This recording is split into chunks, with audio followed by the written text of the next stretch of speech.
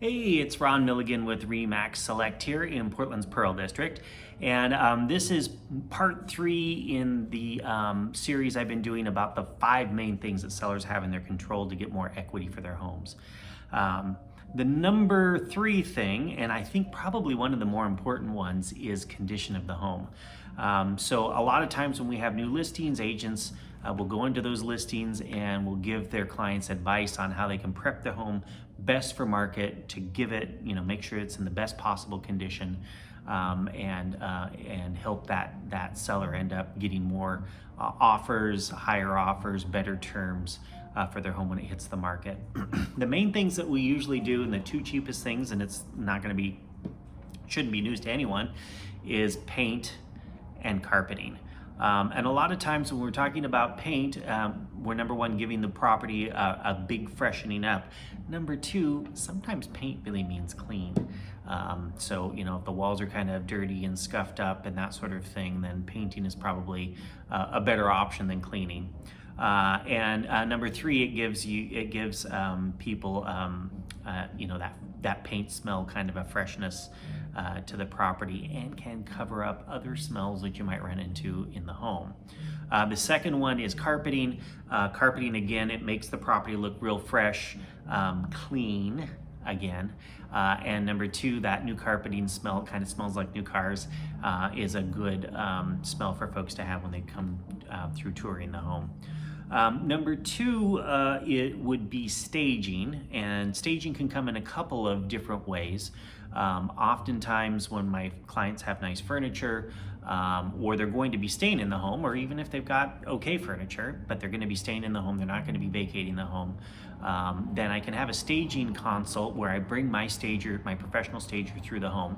And Marta is her name, and she'll go through the house and talk about where the furniture needs to be placed for the purposes of having the best possible pictures, number 1, and then number 2, for the purposes of having the best showings.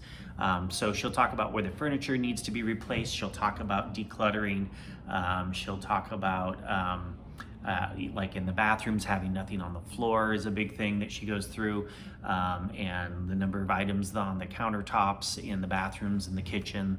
She'll go through all of that, and she'll give the clients a punch list, and usually it's kind of a long, overwhelming punch list, but if folks do everything on that punch list, we give it to them, and ask them to do their best, and if they do everything on the punch list, it's going to hopefully typically result in more offers, better terms, higher prices for the home.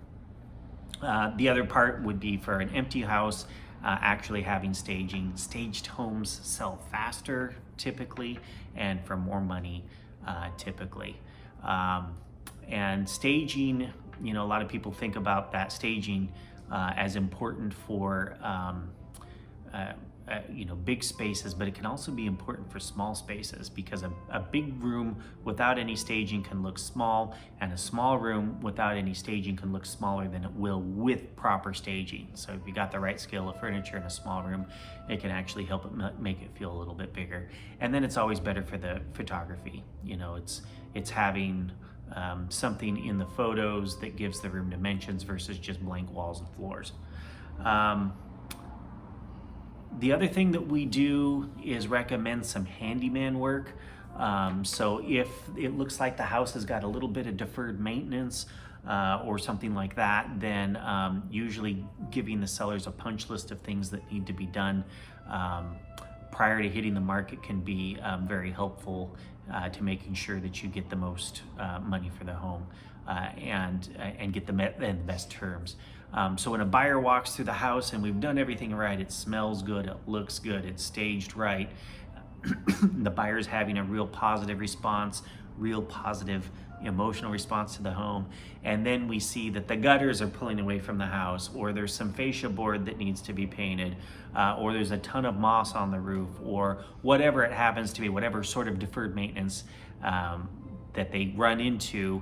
Number 1, it'll pull the buyers out of that rapture that they're feeling as they walk through the home, and creates kind of a stopping point for them. And that can knock, if you keep running into too many stopping points as you go through the home, that'll knock that potential buyer out of the pool of folks who are going to be writing offers on the home. Beyond that, the other thing that does is it can signal to the potential buyers, gosh, if I'm seeing these many items of deferred maintenance right now, what is the inspector going to come up with during the inspection? And maybe I don't want to deal with that. So it can be another thing that will kick a buyer out of the pool of potential buyers or those parties that are going to be writing offers. So taking care of those glaring items would be a really big thing, a high thing on the list of things to do that will get you more money for the home. So that's what I had for today. If you have any questions or any thoughts, feel free to put them down below and I'll be happy to answer them. Otherwise, I'll catch you in the next segment of this video. Talk to you soon.